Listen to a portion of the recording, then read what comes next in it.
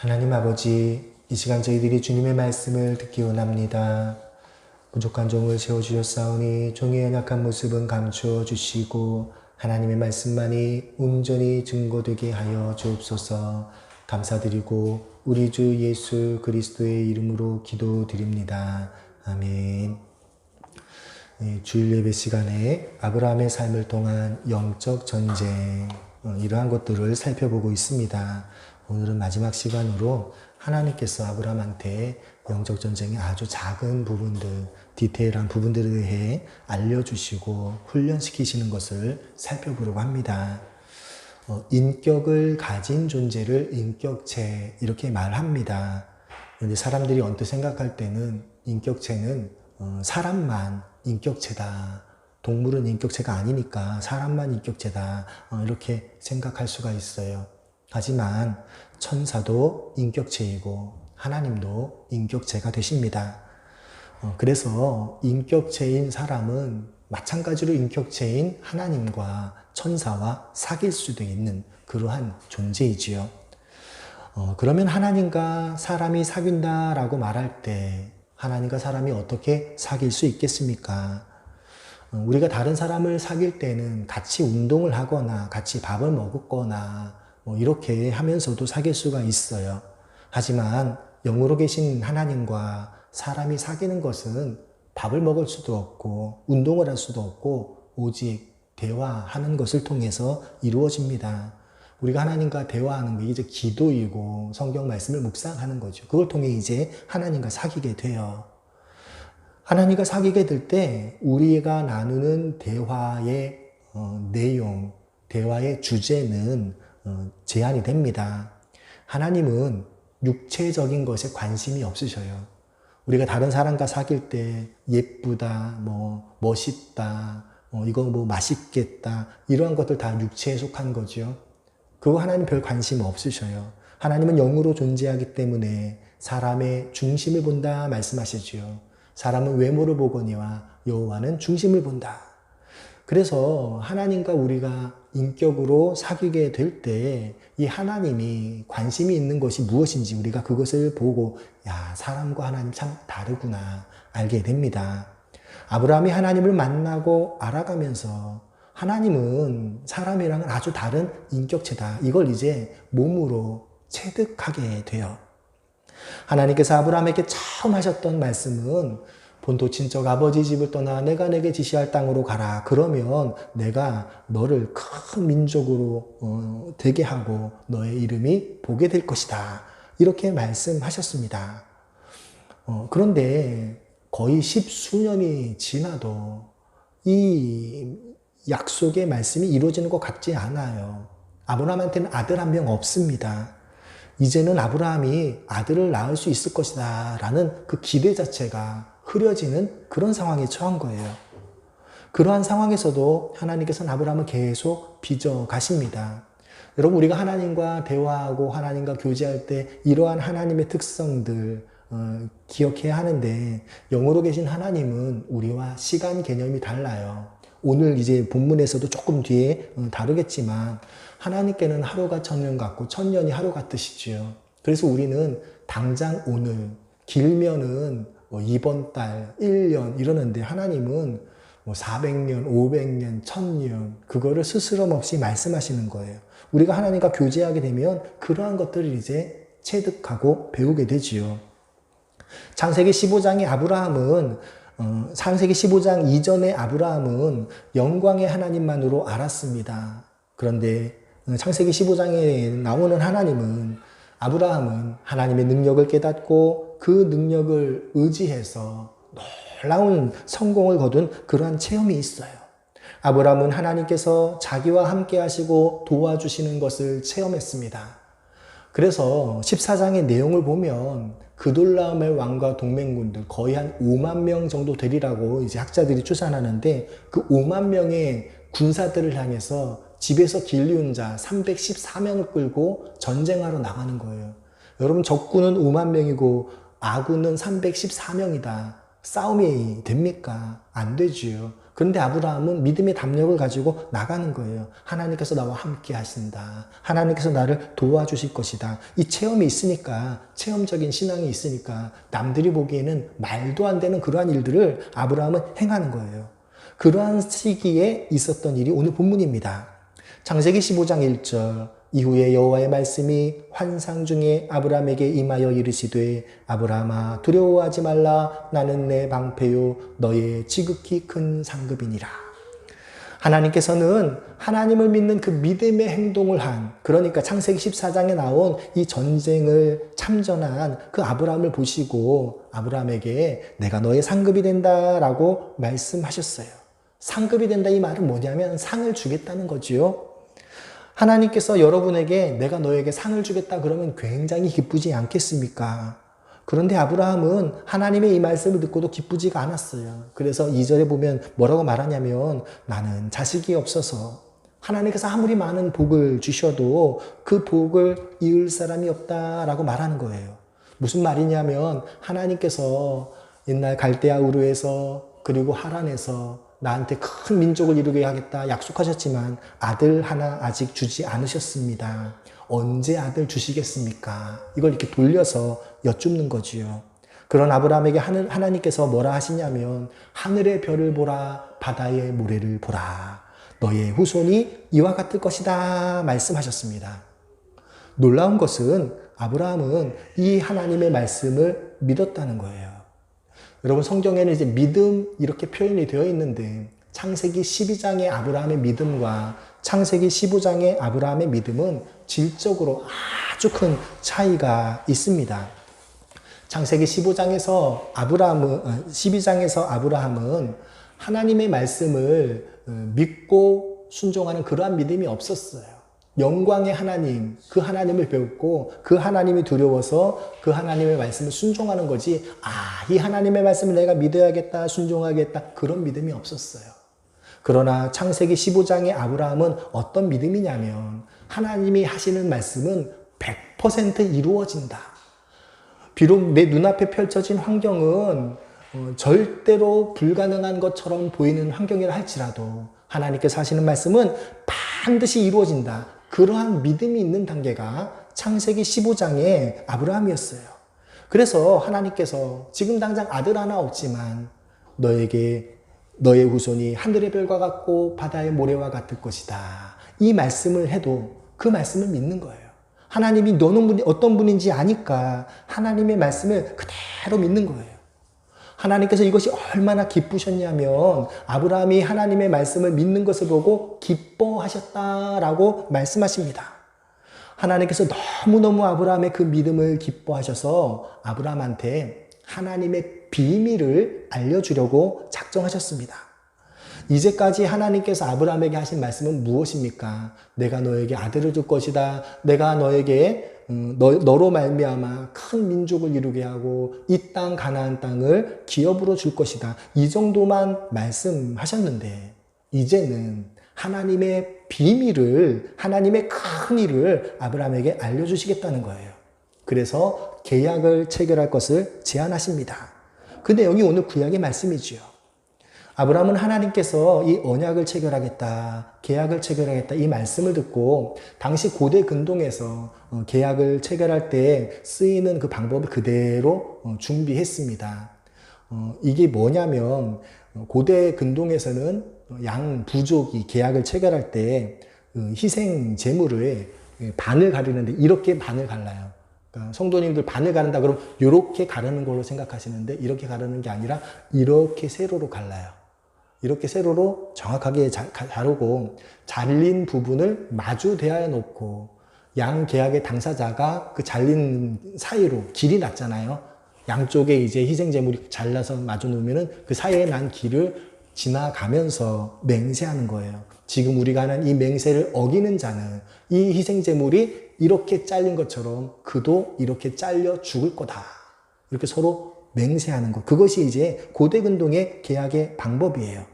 아브라함이 그걸 알고 있으니까 그걸 다 준비했죠. 10절. 아브라함이 그 모든 것을 가져다가 그 중간을 쪼개고 그 쪼갠 것을 마주 대하여 놓고 그 새는 쪼개지 아니하였으며. 하나님께서는 희생제물의 목록을 말씀하시면서 뭐 소와 양과 새와 이런 걸 말씀하시면서 준비해라 라고 말했더니 아브라함이 그걸 다 준비했어요. 왜냐하면 아브라함은 고대 근동에 살았기 때문에 계약을 맺는다고 하면 어떻게 하는지 그냥 다 알고 있었으니까 그 말씀을 듣고 그대로 준비를 했죠. 여기서 참 고민되는 그러한 말씀이 나오는데 제가 이 말씀을 이해를 못해서 거의 한 20년을 고민한 말씀이에요.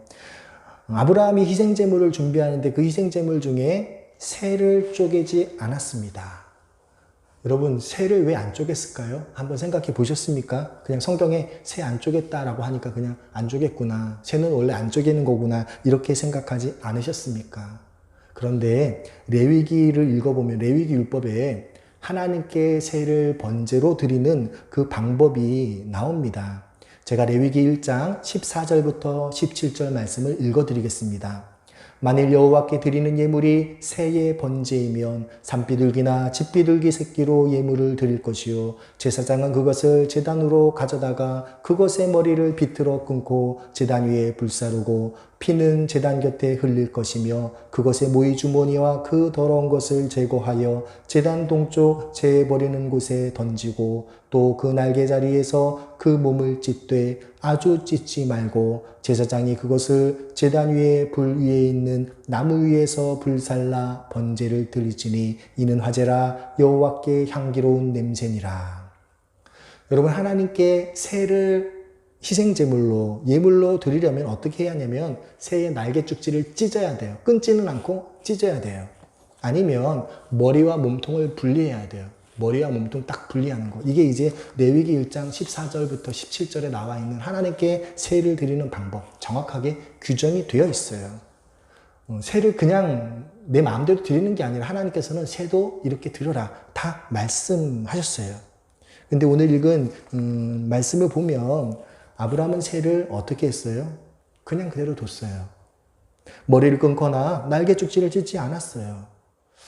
우리가 그래서 창세기 말씀만 보면 아브라함이 새를 그냥 뒀기 때문에 새는 그냥 조그마한 거니까 그냥 그대로 두는 거 이렇게 생각할 수가 있는데 그게 아니에요. 또 어떤 분들은 이때는 레위기가 없었으니까 아브라함이 새를 드리는 방법을 몰랐다 이렇게 주장하는 분들이 있는데 그게 아닙니다. 무슨 말이냐면 하나님께서는 하나님께 희생제사를 드리라 명령하실 때 그 희생제사를 드리는 방법을 다 알려주시는 분이에요. 어디에 나옵니까? 아담이 에덴을 떠날 때 가죽옷을 지어 입히셨죠. 누가 지어 입히셨습니까? 하나님께서 지어 입히셨어요. 그러면서 하나님께 희생제사 드리는 방법을 아담에게 다 알려주셨어요. 모세가 레위기를 기록할 때 그때 처음으로 새는 어떻게 드려야 한다. 이거 처음 들은 게 아니라 하나님께서 아담 이후에 모세가 이제 레위기를 기록할 때까지 하나님께 이제 제사 드리는 사람들에게 하나씩 다 알려주신 것을 이걸 이제 다 집대성해서 정리해서 레위기를 기록한 거예요. 아브라함도 분명히 알고 있었어요. 새를 드리려면 머리와 몸통을 분리하거나 아니면 날개 쭉지를 찢어야 한다. 그거 알았는데 그런데 아브라함이 그거 안 한 거예요. 왜 안 했는지는 몰라요. 성경이 안 나오니까 몰라요. 분명한 건 아브라함은 하나님의 명령에 온전히 순종하지 못했어요. 모든 희생제물은 쪼개야 합니다. 새도 머리와 몸통을 분리하거나 아니면 날개 쭉지라도 찢어야 돼요. 그게 이제 하나님께 새를 바치는 올바른 방법이에요. 그러나 아브라함은 하나님의 말씀에 끝까지 순종하지 못했습니다. 왜 그랬을까요? 여러분 아까 제가 말씀드렸죠. 그 쪼갠다라고 말할 때 다른 짐승 이렇게 쪼개는 게 아니라 이렇게 쪼개는 거예요. 그러면 소를 쪼갠다. 그 제물들이 나오잖아요. 이거 준비해라. 3년 된 암소와 뭐 이렇게 나오잖아요. 소를 이렇게 쪼갠다고 해보세요. 이게 쉽습니까? 양을 이렇게 쪼갠다고 해보세요. 쉽습니까? 그 하나님께서 아브라함에게 말씀하신 다음 아브라함이 그걸 준비할 때 아마 굉장히 바빴을 거예요. 이렇게 자르는 거는 좀 쉬워요. 근데 이렇게 자르는 거는 쉬운 일이 아니에요. 너무너무 바빠가지고 그냥 새는 잊어버렸을 수도 있어요. 이유는 몰라요. 성경이 기록하지 않았으니까 이유는 모르는데 분명한 것은 아브라함은 하나님의 명령에 철저하게 순종하지 못했어요. 순종을 했는데 철저하게 순종하지 못했어요. 무슨 말인가요? 여러분, 우리가 신앙생활할 때 실수하는 건 초신자 때나 하는 것, 혹시 그렇게 생각하는 분들 계십니까? 초신자 때나 실수하는 거지. 내가 신앙생활 10년 했는데 20년 했는데 이렇게 얘기하면서 나는 실수 안 해. 이렇게 생각하십니까? 신앙생활에 연륜이 쌓이고 나이가 들어도 사람은 실수하고 실패하는 존재입니다. 나이와 상관없이, 경험과 상관없이 신앙생활은 할 때 실수하고 실패할 수가 있는 거예요. 그게 이제 인간의 부족한 모습이지요. 아브라함이 쇠를 쪼개지 않은 것은 바로 이런 우리의 연약한 인생의 모습을 그대로 보여주는 거예요. 이 창세기 15장의 시기는 아브라함이 하나님을 섬긴 지 최소한 13년 이상 지난 시점이에요. 하나님을 만약에 갈대아 우르에서부터 했다 그러면은 거의 한 25년 이상 섬겼을 거예요. 최소한 25년 이상 섬긴 거고, 하란에서 그 말씀을 들었다고 그렇게 해서도 13년 이상 지난 시점이에요. 하나님을 믿는 믿음으로 전쟁터까지 나갔죠. 아까 말씀드렸죠. 5만 명의 적군이 있는데 하나님의 나를 보호하신다. 하나님 나와 함께 하신다. 그 믿음을 가지고 314명을 거느리고 5만 명과 싸우는 그러한 믿음이 있었어요. 믿음이 없는 게 아니에요. 그러한 아브라함도 새를 쪼개지 않은 거예요. 그러니까 실수를 한 거예요. 작은 새 한 마리 드는 것에 있어서 말씀에 철저히 순종 못했어요. 하나님께서는 이렇게 실수하고 실패하는 아브라함을 받으시고 용서해 주셨습니다. 무슨 말인가요? 우리가 신앙생활할 때 저 사람 저런 실수했어. 정죄하면 안 된다는 거예요. 그럴 수 있지. 이렇게 용납하고 받아줘야 돼요. 왜요? 하나님도 용서하고 용납하니까.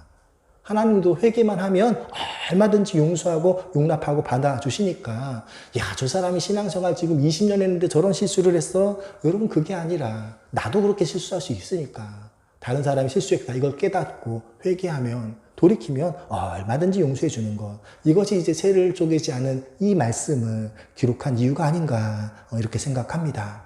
11절, 솔개가 그 사체 위에 내릴 때에는 아브라함이 쫓았더라. 우리가 하나님 말씀에 순종하면 항상 형통할 것이다. 항상 그런 생각을 합니다. 제가 여러 번 비슷한 말씀을 드렸지요. 하나님께서 아브라함에게 내가 내게 지시할 땅으로 가라. 그러면 그 땅에 도착하면 그 땅에서 정착하고 풍성하게 살아야 되는데, 아브라함은 결국 중년이 와서 거기 정착하지 못하고 떠나갔지요. 지금 오늘 본문의 말씀도 마찬가지예요. 하나님께서 계약을 체결하자 이렇게 말해서 준비했더니 어떻게 해요? 솔개가 내리는 거예요. 하나님 명령에 순종해서 일을 했는데도 방해가 일어날 수 있다는 거예요. 우리는 이런 걸 이상한 것을 여기면 안 됩니다. 혹시 내가 잘못했기 때문에? 물론 그럴 수도 있지만 그렇지 않다는 거예요. 항상 원수는 우리를 방해하고 우리에게 도전을 합니다. 하나님 나라가 확장되고 잘 되는 것에 원수가 손을 놓고 있지 않아요. 원수는 항상 공격합니다. 솔기를 동원해서 작은 틈이라도 타서 계약 체결을 망치고 늦추려고 하는 거예요. 그래서 아브라함이 어떻게 합니까? 하나님의 말씀을 지키기 위해서 그 계약 체결을 위한 희생 제물을 지켰어요. 밤이 늦도록 지켰어요. 솔개가 빼앗아가지 못하게 지켰어요.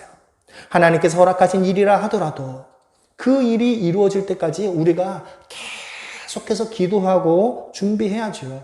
하나님 이거 허락하셨으니까 이제는 됐어. 내 영혼아 평안해, 안심해. 이게 아니지요. 허락하셔도 그것을 이룰 때까지 계속 기도해야 돼요. 영적인 긴장을 늦추면 안 됩니다. 그래야지 솔개가 내려올 때 쫓아낼 수 있지. 그 긴장을 안 하고 있으면 솔개가 내려오면 솔개가 탁 채 가면 잃어버리는 거잖아요. 하나님께서 말씀하셨던 짐승의 목록을 채우지를 못하는 거잖아요. 17절, 해가 져서 어둘 때에 연기나는 화로가 보이며 타는 횃불이 쪼갠 고기 사이로 지나가더라. 하나님께서는 하나님의 큰 일, 하나님의 비밀을 알려주실 때 어떻게 계약을 체결하셨냐면, 하나님을 상징한 그 횃불이 쪼갠 고기 사이로 혼자 싹 지나가셨어요. 아까 서두에 말씀드렸죠. 원래 고대 근동에서 계약할 때는 짐승을 이렇게 쪼갠 부위를 마주 대하여 놓고, 그리고 그 사이에 난 통로를 그 계약의 양 당사자가 같이 지나가는 거예요. 같이 지나가서 계약을 체결하면서 이 계약을 어기는 자는 이 짐승처럼 될 것이다. 이렇게 선언을 하는 게 고대 근동의 계약이에요. 그런데 17절 말씀 보면 어떻습니까? 아브라함이 지나갔나요? 아브라함이 안 지나갔어요. 누구만 지나가셨습니까? 하나님을 상징한 횃불만 지나갔어요. 그 말은 뭐냐면 아브라함은 이 계약에 있어서 아무런 어떤 책임이 없다는 거예요. 전적으로 하나님께서 다 책임을 지신다는 거예요. 하나님께서는 아브라함을 보시고 너무너무 기쁘셔서 아브라함과 그의 후손들에게 이러이러한 복을 주겠다라고 약속하시고 그리고 그것을 내가 책임지겠다고 말씀하시는 거예요.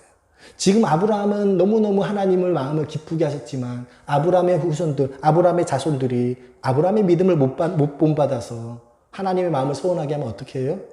그래도 내가 아브라함을 보아서 그 자손들을 믿음의 수준을 끌어올려서라도 내가 이 계약을 이루겠다. 이것이 쪼갠 고기 사이로 횃불이 지나가는 그 말씀의 의미입니다.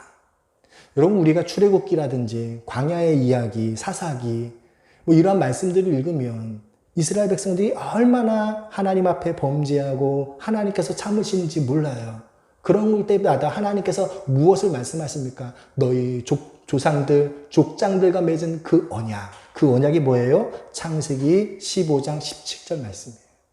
이스라엘 백성들이 그렇게 범죄하고 하나님의 마음에 들게 하지 못하더라도 하나님께서는 너희가 아니라 너의 조상 아브라함 때문에 내가 너희를 반드시 구원할 것이다. 너희를 반드시 복을 줄 것이다. 그 이야기를 하시는 거예요. 그것이 바로 이 17절 사건이죠. 아브라함이 하나님의 말씀을 믿었기 때문에 반드시 그렇게 아브라함과 그의 후손을 복되게 할 것이다 라고 다짐하십니다. 우리가 읽는 말씀, 이 아브라함에게 주시는 하나님의 비밀, 하나님의 큰일입니다. 하나님께서 반드시 이것을 이루겠다 다짐하시는 내용이에요. 13절 여호와께서 아브라함에게 이르시되 너는 반드시 알라 내 자손이 이방에서 객이 되어 그들을 섬기겠고 그들은 400년 동안 내 자손을 괴롭히리니. 하나님께서는 아브라함의 자손이 낯선 땅에서 노예 생활을 400년 동안 할 거다라고 말씀하셨습니다. 여러분 오늘 설교 들으실 때 이제 그 처두부터 한번 생각해 보세요. 하나님께서 이 계약을, 언약을 체결하신 이유가 뭐예요? 아브라함의 믿음을 보고 기쁘셔서 아브라함에게 복을 주기 위해서 이 계약을 체결하기로 하셨지요. 그런데 복을 준다고 하시는 말씀이 뭐예요? 아브라함아, 내가 너에게 복을 줄 거야. 내가 주는 복 잘 들어봐. 너의 후손은 낯선 땅에 끌려가서 거기서 400년 동안 노예 생활할 거야. 참 좋지? 이렇게 지금 말씀하시는 거예요. 이해가 가셔요? 지금 복을 주겠다고 말씀하시면서 복의 내용을 설명하시는데 그 복의 내용이 뭐예요? 네 후손들은 낯선 땅에 끌려가서 400년 동안 노예 생활, 종생활 할 거야. 참 좋지? 내가 아주 큰 복을 주고 있지? 지금 이 말씀하시는 거예요. 이해가 가십니까? 여러분 이건 하나님께서 주시는 복이 아니에요. 만약 내 자손이 낯선 땅에 끌려가서 무려 400년 동안 종살이 노예 생활하면 그게 복입니까? 아니죠. 저주지요. 근데 하나님께서 너무너무 기쁘게 이렇게 말씀하고 계시다는 거예요. 서두에 말씀드렸죠. 인격이신 하나님과 사람은 생각하는 것이 다르고 내용이 달라요. 대화하는 내용이 달라요. 하나님께는 하루가 천년 같고 천년이 하루 같아요. 하나님 입장에서는 아브라함에게 큰 복을 주시는데 그 복을 이루는 과정에 그 과정에 400년 동안 종살이 하는 거 그거 당연한 거지. 있을 수 있는 거지. 이런 거예요. 근데 아브라함이 그 말을 들을 때는 어떻게 해요?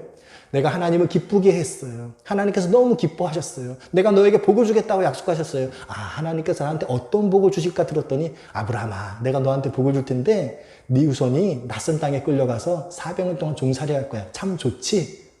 이 이야기를 하는 거예요.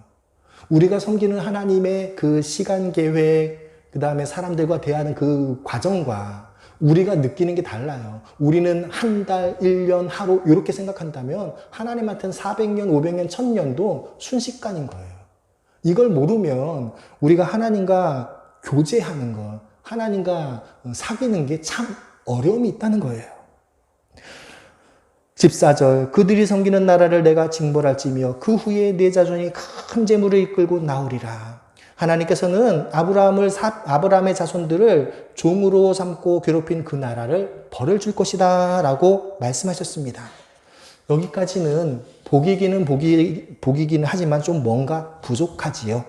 15절 너는 장수하다가 평안히 조상에게로 돌아가 장사될 것이요.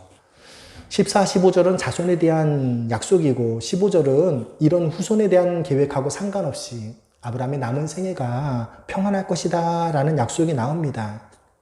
실제로 아브라함은 175세의 수명을 누렸는데 하나님이 원하시는 그 믿음의 수준을 보여드린 다음에 아브라함은 아주 평안하게 살다가 주님께로 돌아가게 되지요. 16절 내 자손은 4대 만에 이 땅으로 돌아오리니 이는 아모리 족속의 죄악이 아직 가득 차지 아니함이었더라. 이 16절은 13, 14절의 말씀을 주신 이유가 담겨 있습니다. 제가 오늘 전하고자 하는 설교의 핵심이 바로 이 16절이에요. 하나님께서는 아브라함의 자손이 400년 동안 종살이해야 하는 이유에 대해 말씀하시는데 이 400년이 마치면 다시 돌아와 이 가나안 땅을 그때 진짜 내가 약속했던 대로 이 땅을 기업으로 누릴 거야. 이 이야기를 하셔요. 하나님께서는 아브라함이 갈대아 우르에 있을 때부터 이 약속을 하셨습니다. 내가 너를 시조로 하는 큰 민족을 이루고 그들에게 땅을 줄 것이다 말씀하셨는데 그것이 언제 이루어져요? 아브라함의 후손이 400년 동안 노예 생활을 한 다음 돌아왔을 때 그때 이루어지게 된다 그 이야기를 하신 거예요. 그것이 하나님의 큰일, 하나님의 비밀이에요.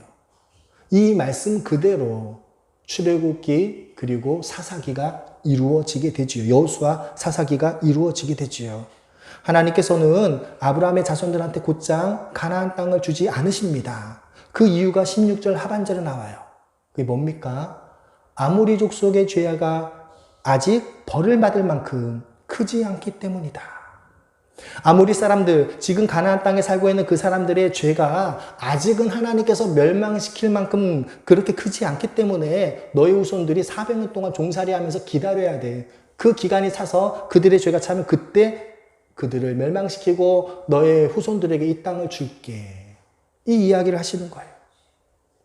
여러분 아모리 사람들의 죄가 아직은 하나님이 내리시는 벌을 받을 만큼 크지 않기 때문에 아브라함의 후손들한테 가나안 땅을 못 주겠다. 하나님이 그렇게 지금 말씀하고 계셔요. 우리가 이 말씀을 통해서 하나님께서 죄에 대해 얼마나 심각하게 생각하시는지 분명히 깨달아야 합니다. 하나님은 죄를 너무너무 중요하게 무겁게 보셔요. 죄가 없이는 한 민족을 멸하지 않으십니다. 죄가 없이는 한 가정을 멸하지 않으십니다. 죄가 없이는 한 사람을 멸하지 않으셔요. 한 도시도 죄가 차야 멸하지 죄가 안 차면 멸하지 않으셔요. 하나님은 창조주이십니다. 이 세상을 만드셨어요. 이 세상 모든 건 하나님 거예요. 그 하나님께서 아브라함과 그의 후손에게 가나안 땅을 주겠다 그러면 주시면 돼요. 그런데 왜 안 주셔요? 자기 마음대로 주시지 않아요. 지금 하나님의 마음은 아브라함과 그의 후손에게 가나안 땅을 지금 당장 주고 싶으셔요. 그런데 그렇게 안 하셔요. 그 이유가 뭐예요? 죄 때문에. 죄가 아직, 지금 원주민들의 죄가 아직 멸망받을 만큼 가득 안 찼기 때문에 너는 좀 기다려. 너희 후손들은 400년간 기다려. 이 이야기를 하시는 거예요. 우리는 하나님의 큰일, 하나님의 비밀을 지금 살펴보고 있습니다. 하나님께서 온 세상을 다스리는 통치 원리를 아브라함에게 보여주신 거예요. 하나님께서 이 세상을 어떻게 다스리십니까? 죄에 대한 심판과 처벌로 다스리셔요. 어느 개인이, 어느 가정이, 어느 도시가, 어느 나라가 왜 망합니까? 죄가 차면 멸망하시는 거예요. 죄가 안 차면 기다리시는 거예요. 그것이 하나님께서 온 세상을 다스리시는 역사 원리예요. 아브라함에게 이 비밀을 지금 알려주신 거예요. 여러분 우리는 항상 나만 생각하지 않습니까? 나라와 민족 별로 신경 안 쓰지요? 교회에서 얘기하니까 교회와 나라와 민족 그냥 형식적으로 기도하시죠? 아니에요. 여러분 나라와 민족의 죄가 차면 나라와 민족은 망하는 거예요. 그럼 그 나라와 민족에 있는 나는 같이 망하는 거예요. 같이 망하는 거예요. 그래서 나라와 민족을 위해 그래서 기도해야 돼요. 여러분 우리는 나의 삶을 생각할 때 10년 뒤도 바라보기 힘들죠. 하나님께서 만약 10년 뒤에 내가 이러한 축복을 줄 거야 라고 말씀하셔도 그거 어떻게 기다려요? 근데 지금 아브라함에게 뭐라고 말씀하세요? 400~500년 뒤에 일어날 일도 내일 일어날 것처럼 말씀하시는 분, 그분이 바로 하나님이셔요. 우리는 이러한 하나님의 시야를 깨닫고 이해해야 합니다. 그래야 하나님과 교제하는 것이 안 힘들어요.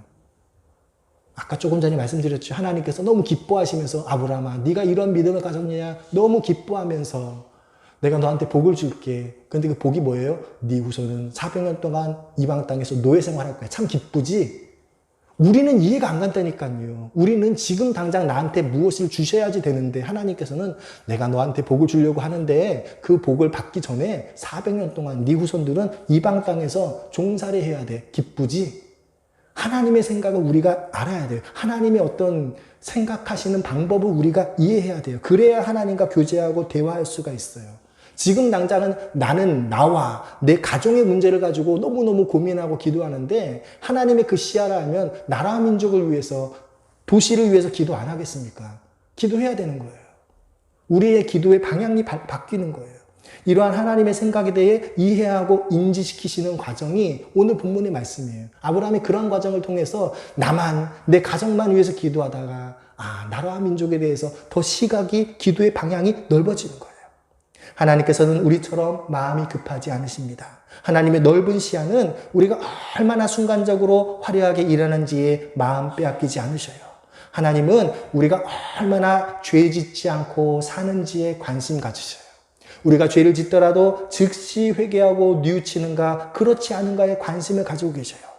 하나님께서는 복을 주시려고 하다가도 아직 죄 때문에 그 주시기로 한 복을 500년 미루시는 분이에요. 하나님 입장에서 그건 아무것도 아니에요. 내가 너한테 복을 주려고 했는데 이 사람들 아직 죄가 안 찼네? 500년 뒤에 줄게. 하나님 입장에서 전혀 이상한 것이 아니고 당연한 거예요. 우리가 하나님과 교제한다면, 하나님과 동행한다면 하나님의 그러한 생각과 세상을 다스리는 것을 분명히 깨달아야 합니다. 하나님이 무엇을 가장 중요하게 여기십니까? 죄를 중요하게 여기셔요. 그래서 우리는 죄 짓는 것에 대해 분명하게 알아야 돼요. 여러분 사소한 죄라고 그냥 넘기면 안 돼요. 이 정도는 괜찮아. 아니에요. 죄를 너무너무 중요하고 무겁고 심각하게 바라봐야 돼요. 그리고 조그만한 죄라도 발견하게 되면 즉시 회개해야 돼요.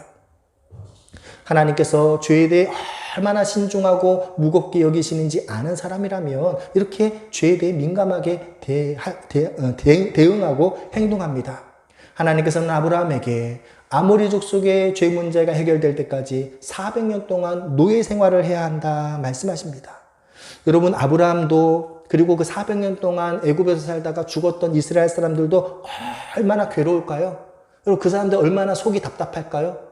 하나님께서 복 주신다고 그랬는데 왜 나는 종살이 하다가 평생을 종살이 하다가 이렇게 죽어야 돼요? 얼마나 억울할까요? 근데 하나님 입장에서는 그게 지극히 당연한 거예요. 하나님께서는 우리가 급하다고 해서 눈 하나 깜짝하지 않으십니다. 하나님은 무엇만 보셔요? 지금 죄만 보셔요. 아모리 족속의 죄가 찼나 안 찼나 그것만 지금 보셔요. 하나님 나 죽어야. 하나님께서는 이 사람 죄가 찼나 안 찼나. 우리는 지금 내가 느끼는 긴급하고 중요한 일에 관심을 갖는다면 하나님은 죄에 대해서만 관심을 갖고 계셔요. 여러분 그래서 우리가 회개가 너무너무 중요합니다. 여러분 회개할 때 어떻게 회개하십니까? 작은 것도 남김없이 철저히 회개해야 합니다. 그러기 위해서 회개의 영을 부어달라고 기도해야 돼요.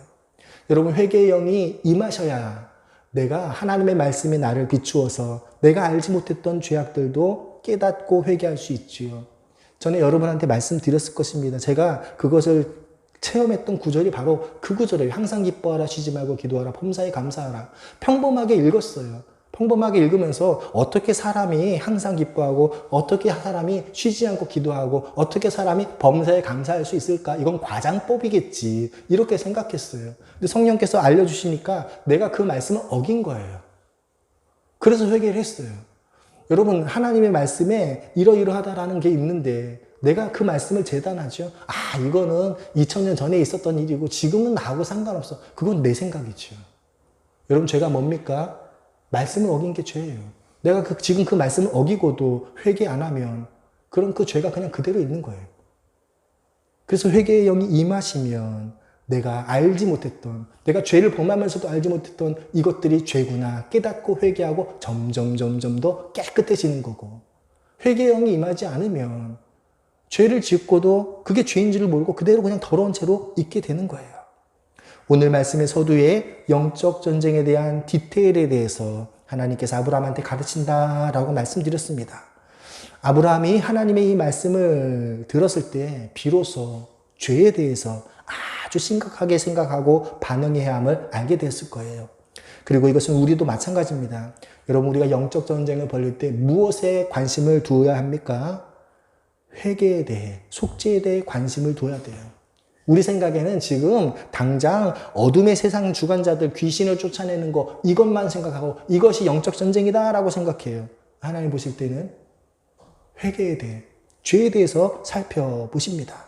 우리 생각에는 당장 내 눈앞에 펼쳐진 그 문제를 해결하는 게 급하고 중요해요. 당장 계약을 따내는 게 중요하고, 당장 회사에 들어가는 게 중요하고, 당장 진학하는 게 중요해요. 근데 하나님께서 보실 때는 죄를 보신다는 거예요. 오늘 신약의 말씀 요한복음 2장 6절 7절, 거기에 유대인의 정결 예식을 따라 두세 통 드는 돌 항아리 6이 놓였는지라. 예수께서 그들에게 이르시되 항아리에 물을 채우라 하신즉 아귀까지 채우니. 여러분, 가나 혼인잔치에 포도주가 떨어졌습니다. 혼인잔치집에 포도주가 떨어졌으니 난리가 났지요. 그런데 사람들은 포도주 항아리에 포도주가 떨어진 것만 보는데 예수님은 무엇을 보셨습니까? 결례 항아리에 물이 떨어진 걸 보셨어요.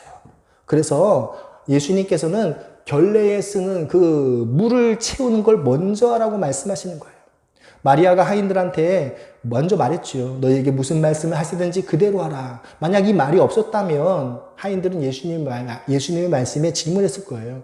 예수님, 지금 포도주 항아리에 포도주 떨어졌는데 이거 왜 해결 안 해주시고 돌 항아리에 물 채우라고 하십니까? 그것보다 이게 더 급한데 지금 당장 손님 앞에 포도주 내와야 되는데 포도주 항아리 포도주가 떨어졌다니까요. 이렇게 이야기했을 거예요. 그러나 하인들은 마리아의 말을 듣고 당장 급하고 중요해 보이는 문제, 빈 포도주 항아리를 내려놓고 돌 항아리에 물을 채웠어요. 그리고 나서 물이 포도주로 바뀌는 이적을 경험하는 거죠. 우리는 일을 중심으로 생각하고 일에 관심이 있어요. 당장 이거를 해야 한다. 거기에 관심을 기울여요. 그러나 하나님은 하나님의 뜻에 순종하는 것을 더 중요하게 여기십니다.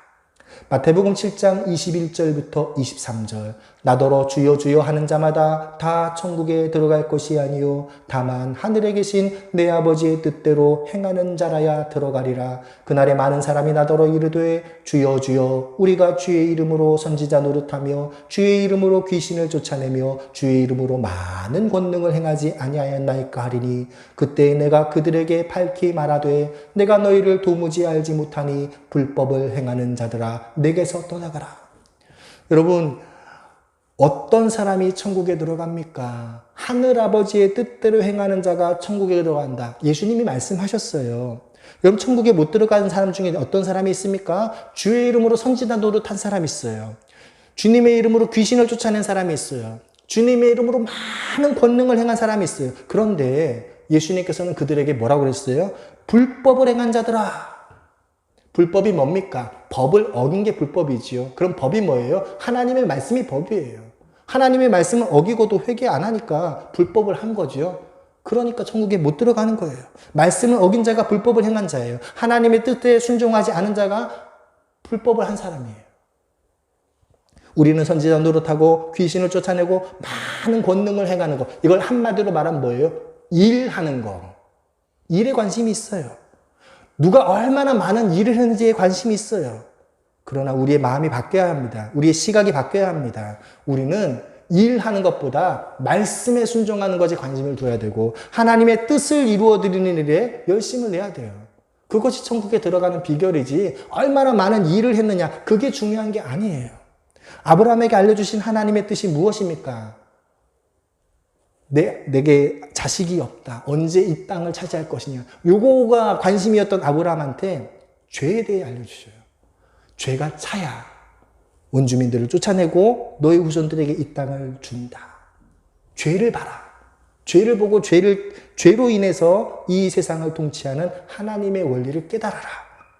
우리가 죄 문제에 대해 민감하고 죄에 대해 깨끗함을 유지할 때 하나님께서는 다음 단계로 우리를 이끄십니다. 하나님의 비밀들을 이루어 나가십니다. 영적 전쟁을 치를 때 귀신을 쫓아내고 능력을 많이 행하는 것보다 회개하고 죄사함을 얻는 일에 관심을 기울이셔야 합니다. 말씀을 순종하는 것에 주의를 집중해야 합니다. 그것이 많은 일을 하고도 천국에 들어가지 못하는 그러한 사람이 한 명도 없게 만드는 거예요. 우리의 마음과 생각이 하나님의 뜻에 있고 하나님의 말씀에 머무르며 회개하고 정결함을 유지하는 일에 있는 저와 여러분 되시기를 축복합니다.